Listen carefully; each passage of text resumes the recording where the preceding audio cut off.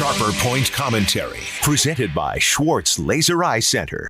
No matter how it affects your friends, your family, or even you, even if it will have a very positive effect, one has to admit that Democratic President Joe Biden was politically motivated to do what he did this week.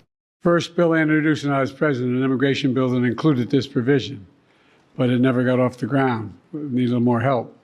But now, today, a significant portion of it's being passed, or being by executive order.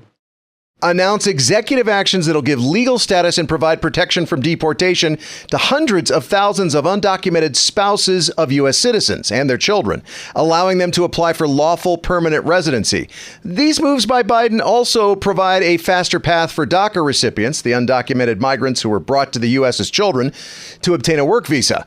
You knew Republicans, like my friend political consultant Stan Barnes, were going to say it was political, but so are others. And Stan says it was a political move that was too little too late. A Real Clear Politics average of polls has former President Trump ahead of Biden in Arizona by about 4.5 points.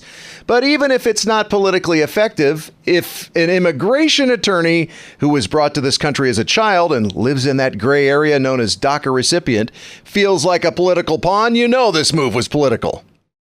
Oh, I've been feeling like a pawn since the moment that I have a recollection.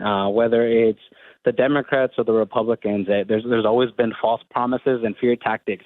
And frankly, they've been used by each of the party has used both tactics. I mean, Clinton in 1996 was a very stark anti-immigration president. He actually created these immigration bars that have caused a lot of our problems today. And ex-President Bush, he actually was one of the biggest proponents of immigration reform. So the tides have changed, but the need of the American people and the need of these immigrants who are part of our country continues to remain the same. I remember being in fourth grade, 2000, when the DREAM Act was first proposed, and here we are 24 years later still hoping that Congress can get it together. And unfortunately, it seems like they're being pushed the opposite way.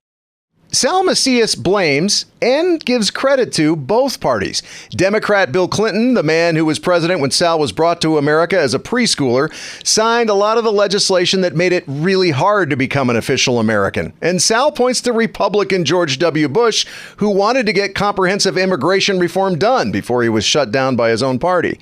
And it's been a long time since Democrats have really done anything to try to change the law, as opposed to just hand down executive orders from the White House, which, of course, the next president has the potential to end. I remember being in fourth grade, 2000, when the DREAM Act was first proposed. And here we are 24 years later still hoping that Congress can get it together. And unfortunately, it seems like they're being pushed the opposite way. But it's not just undocumented migrants and the citizens who are married to the undocumented who have a right to feel like a political pawn. So do the U.S. citizens who live in our border communities. Well, it's not really a game because it's lives that we're talking about here.